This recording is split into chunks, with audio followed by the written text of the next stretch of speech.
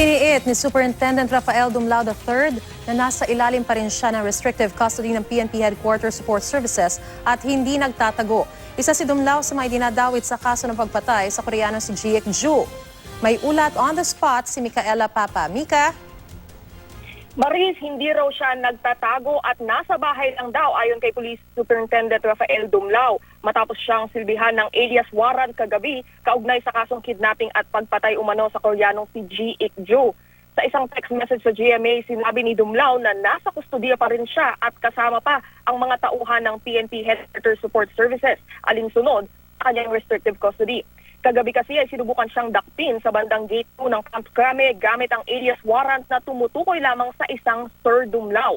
Ayon kay Dumlao, kung may warrant ng tumutukoy sa kanya ay siya mismo ang magpipresenta sa kanyang sarili. Ngunit ayon ay ni-notice for preliminary investigation, wala pa raw na ihahain sa kanya. Sinabi rin ni Dumlao na nanganganib ang kanyang buhay at may mga taong ayaw siyang magsalita tungkol sa kanyang nalalaman. Ngunit hindi na niya nilinaw kung sino ang mga taong kanyang tinutukoy. Ayon naman kay Attorney Dennis Wagas, legal officer ng PNP Anti-Kidnapping Group, hindi raw tinangkang arestuhin si Dumlao. Totoong wala pang arrest warrant na malinaw na tumutukoy sa kanyang pangalan na Rafael Dumlao. Ito nga sinabi ni Attorney Wagas.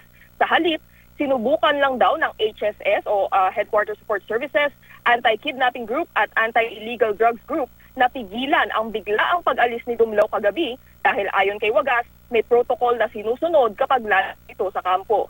Samantala, Maris, nilinaw naman ng DILG na wala pa silang ginagawang hakbang para mapasama sa kustudiya si Gerardo Santiago, ang sinasabing may-ari ng Green Funeral Parlor kung saan umano dinala ang labi ni G. Wala pa raw administrative action na mailalabas laban kay Gerardo na isa ring barangay chairman sa Caloocan, maliban na lang kung babaguhin ang nakalagay sa information sheet na isinampa ng korte o isinampa sa korte laban sa mga respondent sa kaso. Maris?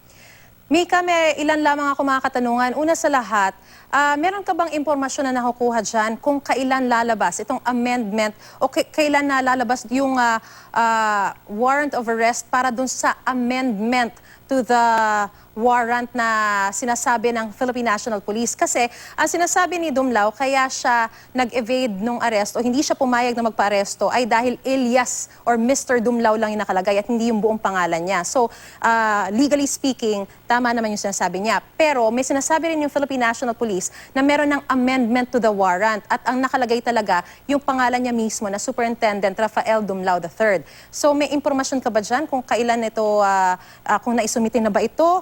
At lumabas na ba yung warrant of arrest para dito? Maris, tama yung sinasabi mo noon. Ayon nga doon sa arrest warrant na inilabas ng korte ay Sir Dumlao pa lamang itong nakalagay. Kaya hindi pa technically pwedeng arestuhin itong si Rafael Dumlao. Pero sa ngayon ay wala pa nga tayong nakuhang abiso kung kailan ilalabas itong amended warrant na ito. Dahil nga ayon kay Attorney Dennis Wagas ng Anti-Kidnapping Group, may supplemental affidavit na mula sa mga witnesses na tumutukoy mismo kay Attorney Rafael Dumlao bilang itong Sir Dumlao na nakalagay dun sa unang warrant. Kaso yun nga, hinihintay na nga lang itong amended warrant. Last week, sinabi nila, they were hoping Monday, ilalabas na ito ng korte. Pero mating na naman tayo sa weekend, Maris, hindi na naman inabot yung warrant. So ang sinasabi nila ulit, hopefully by Monday, magkakaroon na nitong warrant na ito, Maris. Okay, Mika, pag sinabing restrictive custody, hindi naman necessarily talagang hindi siya papayagang makalabas no, at makabalik sa kanyang bahay. Pero gaano ba katindi yung sinasabi niyang banta sa kanyang buhay? Bakit niya kailangang umalis pa sa loob ng premises ng Camp Crame kung saan napoprotektahan din naman siya ng taga-Headquarters Support Service? Maris, naging mailap yung sagot ni Superintendent Rafael Dumlao. So hindi na nalilin kung ano ba itong panganib sa kanyang buhay na iniiwasan nga niya. Hindi na rin niya sinabi kung itong pag-alis niya sa Camp Crame ay may kinlaman ba doon sa threat na kanyang sinasabi. Ang sinabi lamang niya ay umuwi siya ng bahay at may kasama siyang dalawang officer nitong Headquarters Support Services, Maris. So, ibig sabihin, merong mga taga-HSS na patuloy na nagbabantay sa kanya.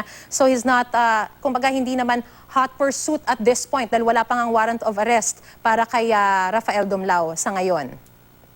Tama yan, Marisa. Yan yung sinabi ni Superintendent Dumlao na hindi siya nagtago. Kasama nga niya itong dalawang officers na inassign sa kanya ni General Phillips ng Headquarters Support Services. Pero lilinawin din natin kay General Phillips kung totoo nga hindi siya nawawala at under pa rin siya sa custody ng HSS Marie. Maraming salamat sa impormasyon na yan, Micaela Papa.